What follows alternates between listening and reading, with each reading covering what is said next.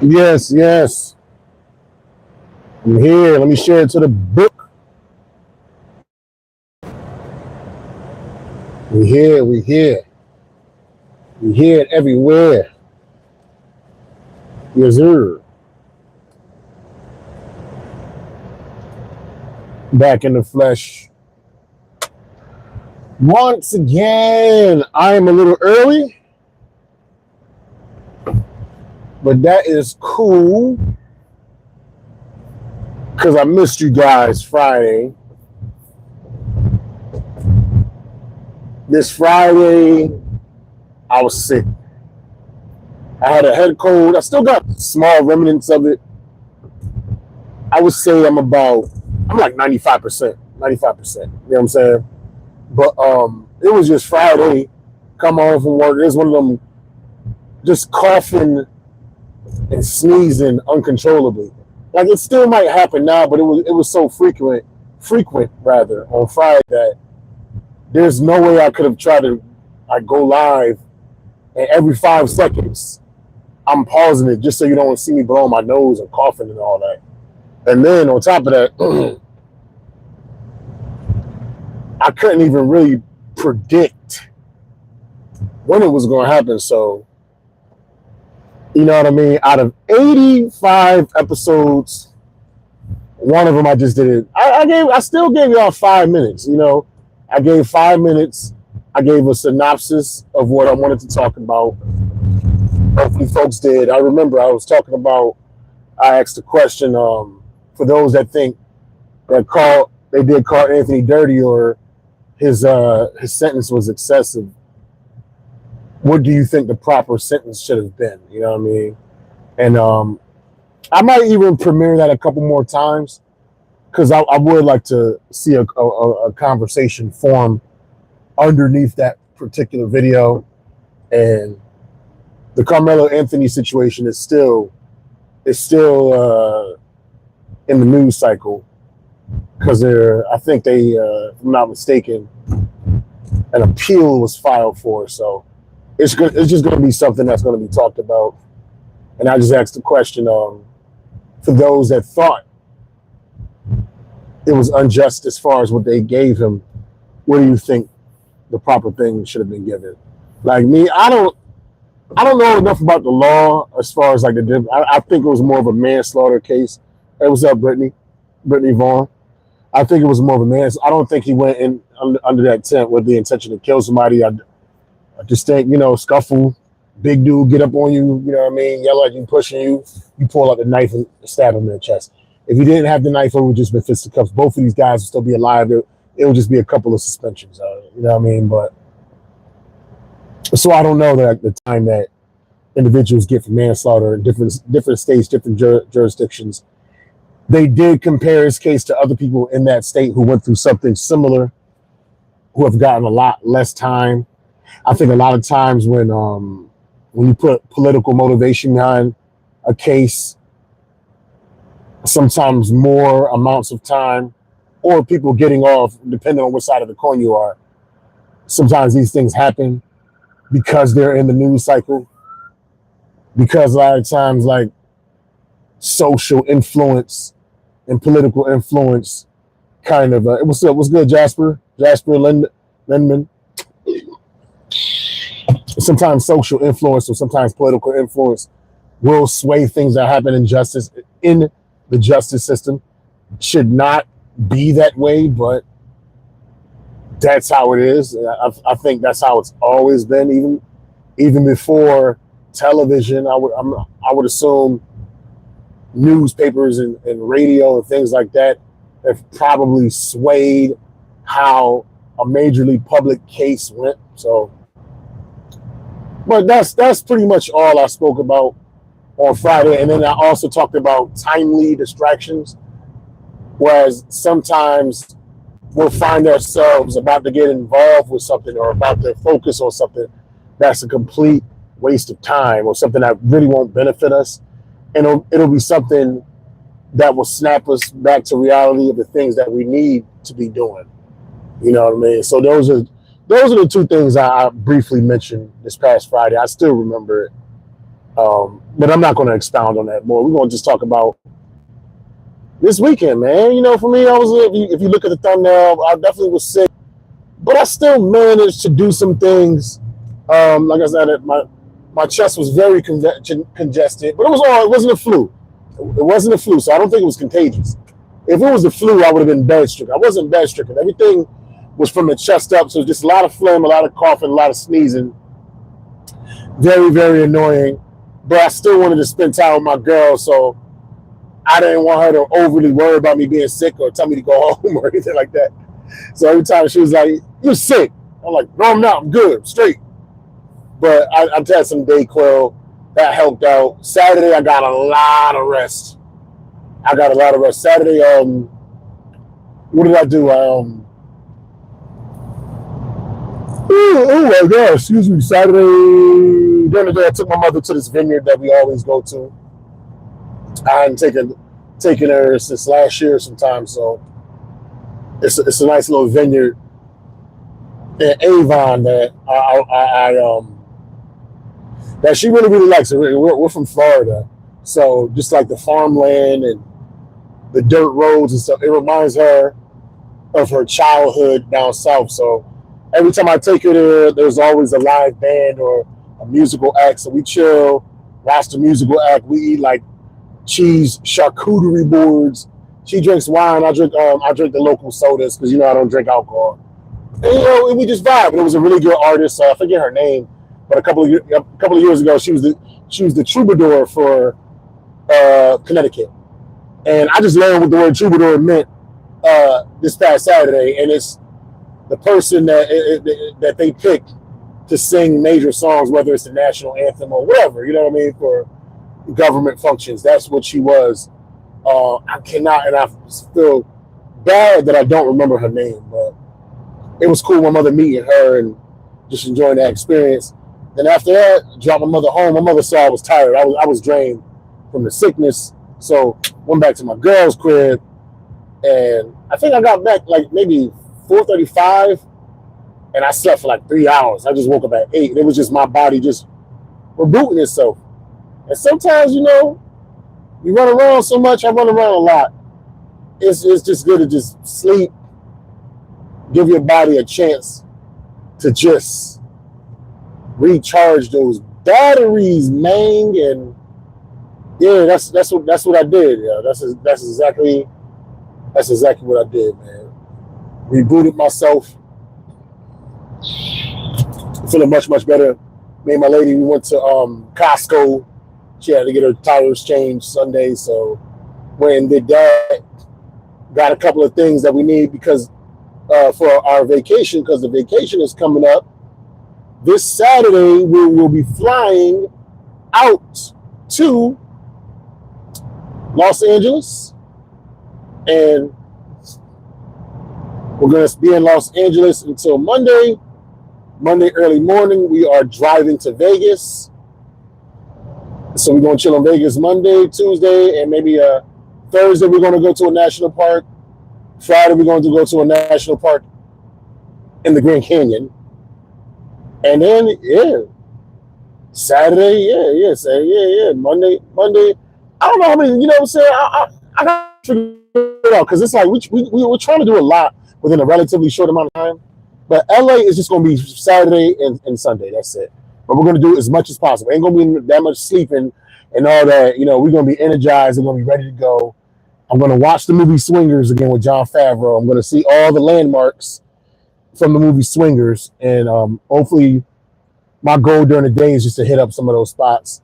And at night, we're going to hit the comedy circuit, bounce around to some comedy clubs or whatever, try to rub some elbows.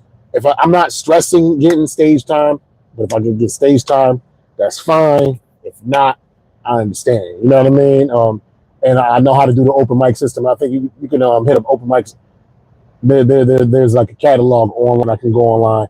At least that's what they used to do 8 years ago. I haven't been in LA in 8 years, so maybe that's changed a little bit. You know what I'm saying? But it will be. I got to get some stage time. I got to bust their ass real quick.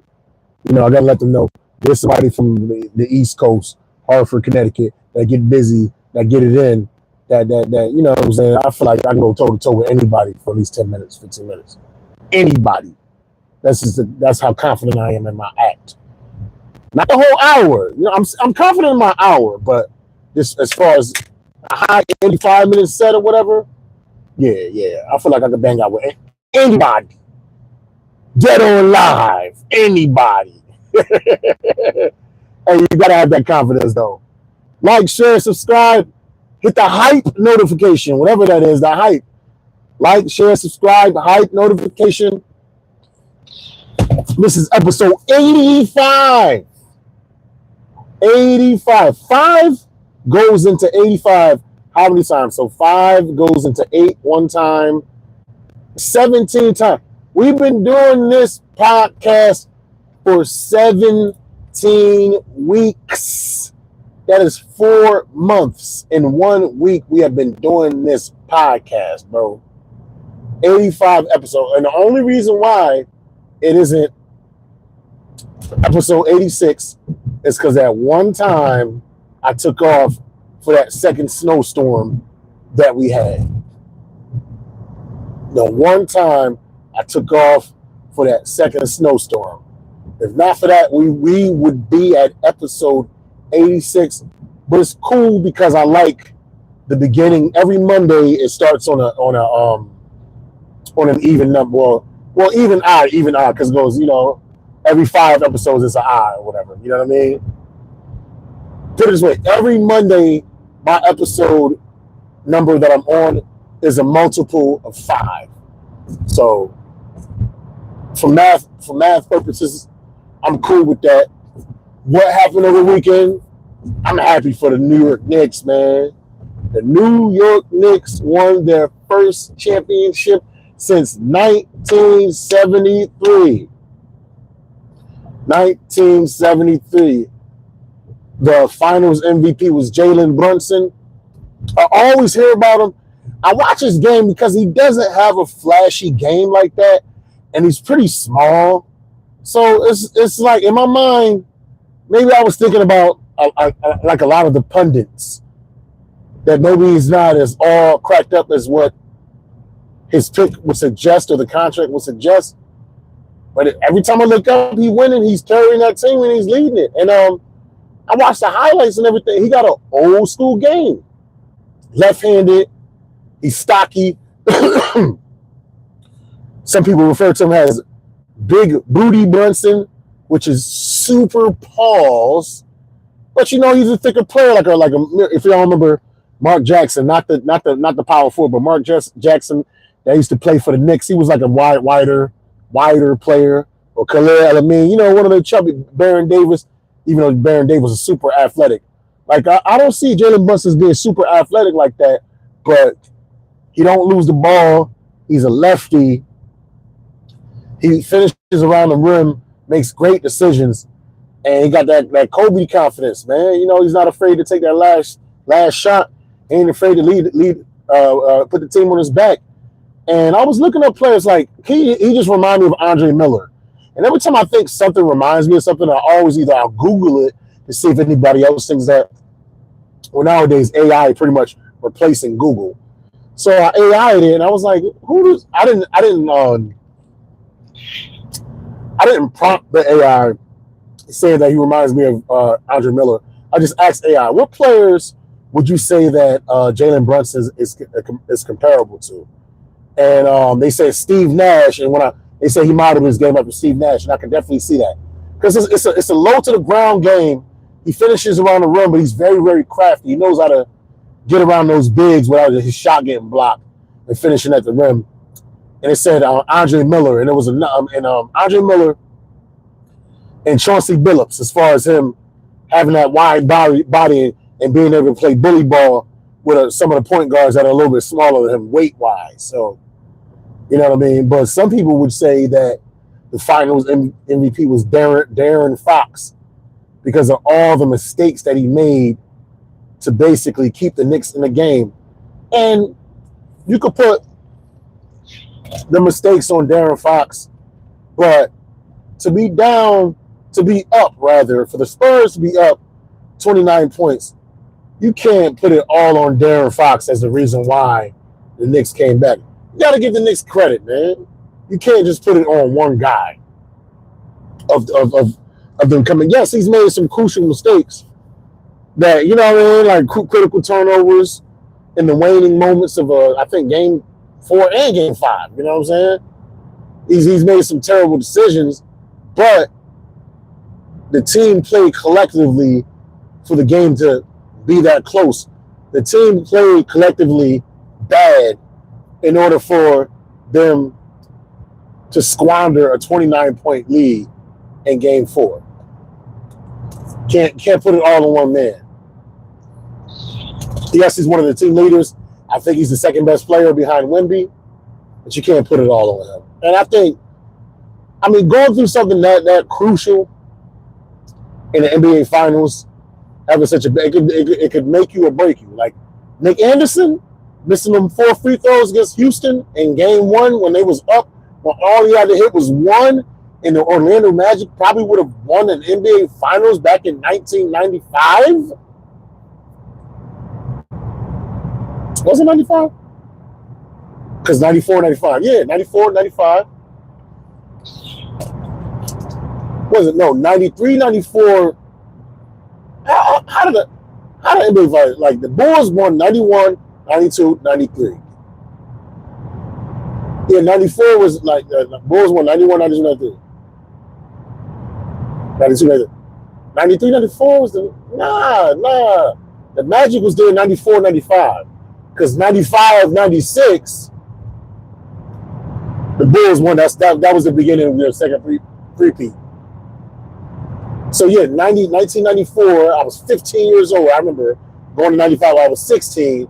I was a huge Penny Hardaway fan, you know, because 93, 94, that's when Houston beat the Knicks. I remember that.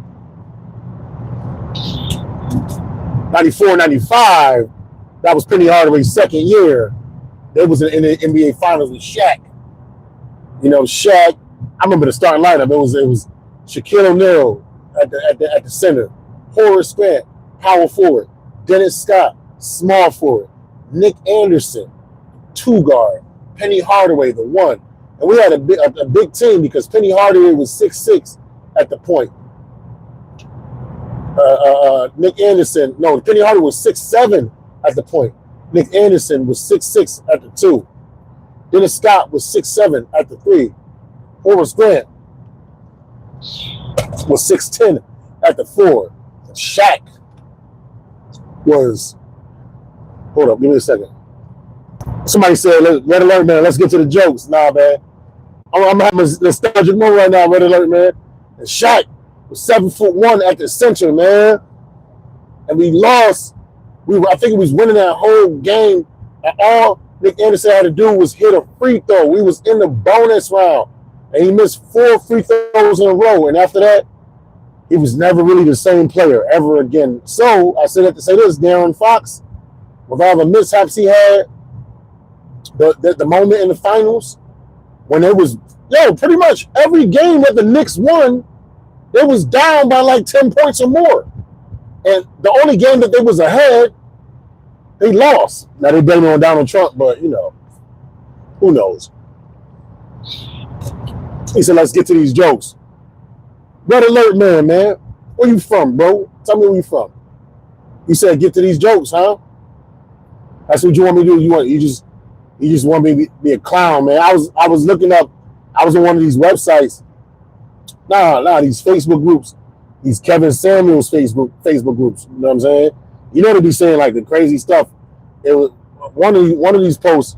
It was like, if you got a married couple and one of the people in the couple gains a lot of weight and becomes disgusting, that's not ground for divorce because it's safe for better or worse. But that person, they said, but it is grounds for the disgusting partner to give the other partner a hall pass. And I'm about 10 pounds away from giving my lady a hall pass, man. But it's a good thing I'm not married so I could still eat my donuts in peace, because the contract has not been signed yet. The papers are still being processed. I feel like if you are an American and you still get tricked by them telemarketers with an Indian accent, you deserve all the bad that happens to you. That's like getting tricked by an ugly whore.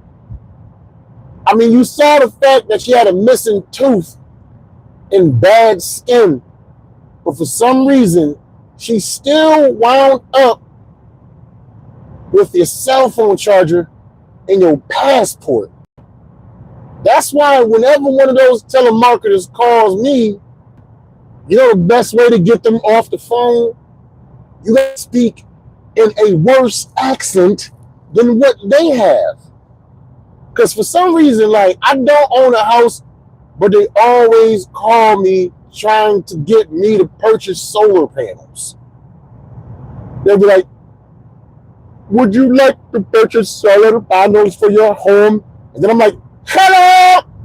And then they're like, would you like to purchase solar panels for your home?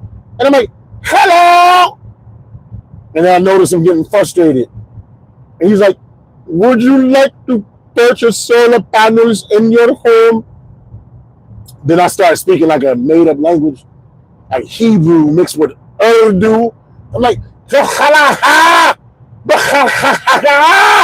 at this point, he's irate. He's like, listen, man, you fucking idiot. Learn English if you live in this country. And he clicks on me. I'm like, ain't this about a bitch? Here it is, a dude that can't speak English, frustrated at me for having trouble speaking English. God bless America. I don't trust anybody that don't like pancakes.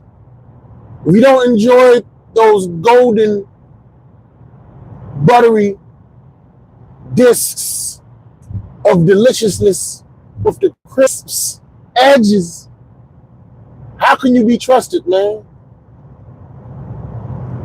That's like saying, I don't like life. How could you not enjoy it, man? That's like saying, I don't like no orgasm, man.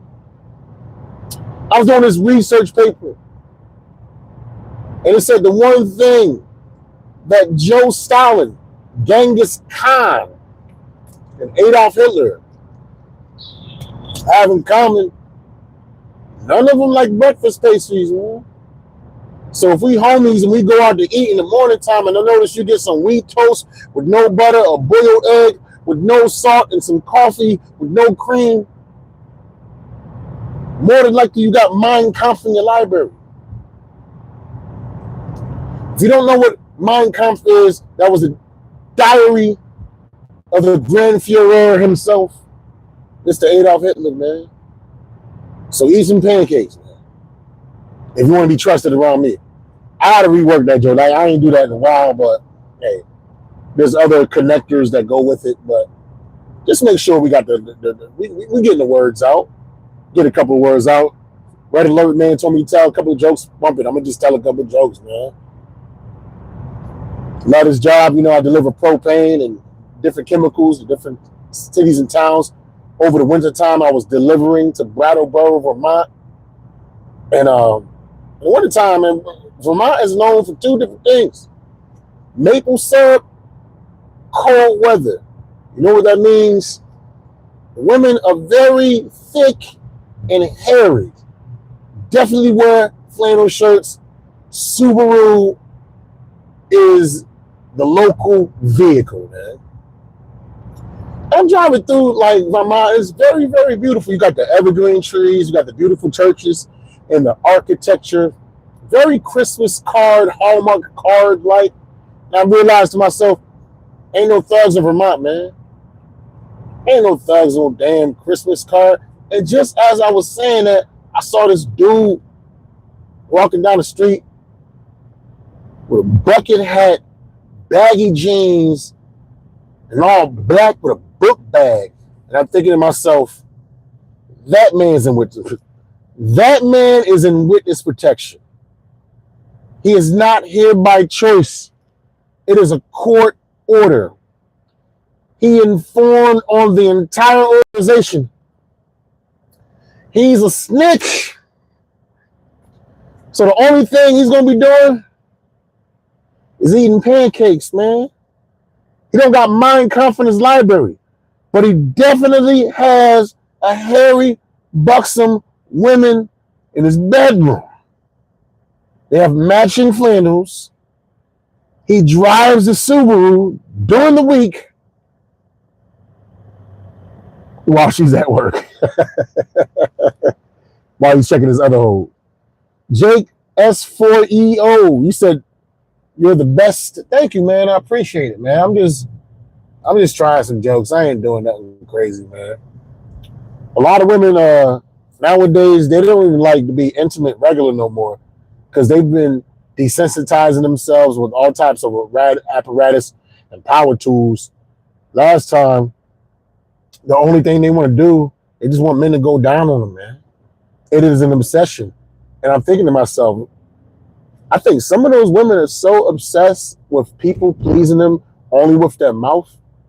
I think a lot of them watch a lot of these quadriplegic gamer channels, man. A lot of these women, they're watching those quadriplegic gamers because all a quadriplegic gamer can do is use his mouth. What up, Maddox Sanders? Yo, I'll give you a sub. Yeah, I just shouted you out, so give me that sub. Yo, sub and hype. Give me the sub and give me the hype. Give me the shares, man. Comments, all that. Run this up. Help me get famous. Help me get popping. Yeah, you know, I'll be wondering if these women that successful men going down, they be watching the quadriplegic gamers, you know what I'm saying? And they get horny. He's like, hit the rally point. We got to hit the rally point. I need a medic pack. There's a sniper on the roof. And she like, oh, man, look how he move his head and his tongue, saving his team. You know what I'm saying? These chicks is crazy. Imagine like if the quadriplegic gamer, somehow he got a girlfriend, he got one of these crazy chicks and wound up being his lady. So he playing the game. Rally point, get the medical pack. We got to get back to the chopper. But she want to get pleased right now. And she sit right on his face and gets his will. You know, get off my face. I gotta save the team the rally point. She don't care. He can't even defend himself. She's forcibly sitting on his face because she got a problem. She got an addiction. She found the perfect person that can't defend himself in a regular way. So he bites the vagina because that's his only means of defense to get her off. He bites the vagina to get her off. But then he still got to go to court because at the end of the day, he's a man. And even if a man is incapable of using his limbs, and the only way he can defend himself is to bite the vagina, the fact that he's a man, the fact that he bit it, is the reason why he's guilty. So, yeah. I like that joke. I actually like that joke. I ain't do it. I haven't done it in a minute, though. You know what I'm saying? You know what? Nah, man. I'm not going to fucking go following this fucking asshole on park right next to me, yo. Get the fuck out of here, man. I hate that. I hate when I'm trying to park and then like, you know, I'm doing my thing in the big parking lot and then there's just somebody else that drive right next to me. They want to park next to me. Like, that's annoying, man. That's extremely annoying. I'm parking right now. I see y'all commenting and saying things here and there. I was able to tell you about my weekend. I was able to run a couple of. Matter of fact, I appreciate Red Alert Man for reminding me to tell some jokes, man. What would you say is the hardest thing in your life? The hardest thing in the life? The hardest thing in my life is just staying consistent, man. Staying consistent and just believing in whatever dream that you're going for. That's difficult, you know, because some people, they work towards something and they get it just like that. Other individuals, it might take decades and decades. Like Rodney Dangerfield ain't really get famous, super famous till he was like in his mid-50s. You know what I'm saying? So I think one of the hardest things in life is me just believing that me doing this is actually going to turn into something that's going to be able to take care of me and everybody around me, man. You know what I'm saying? Or put me in that position. That's one of the hardest things to actually envision that and see that happening. But I gotta kind of believe in it some way, somehow, because I'm still sticking to it. And then one thing I'm learning too is to really, really enjoy, embrace, and love the journey as well as the destination, and just enjoy all the things that come with it, whether it's bad, whether it's you're stumbling, you're bouncing back, you know what I mean? Whatever it is, the whole thing is just to enjoy the experience. I talk about this at the end of my podcast all the time, man.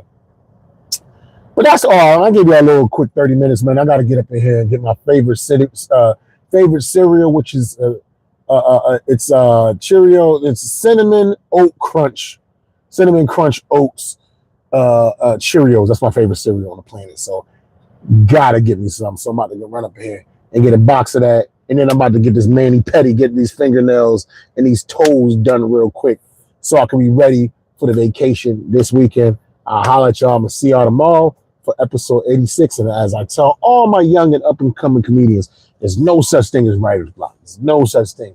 Because if the comedy guys have not given you anything new to put on that page, it is their way of telling you to work on the things that they already gave you. And that's not just writing. That's also other projects, too. Not just writing. Stay away from gossip. Stay away from the rumors. Stay away from nonsense. Stay away from the foolishness. Focus on the funny and lead with love. Life is not something that happens in spite of you. Life is a journey for you to experience and behold. So good to behold it. That being said, much love as always. Thanks for popping in. Holla at y'all. Peace.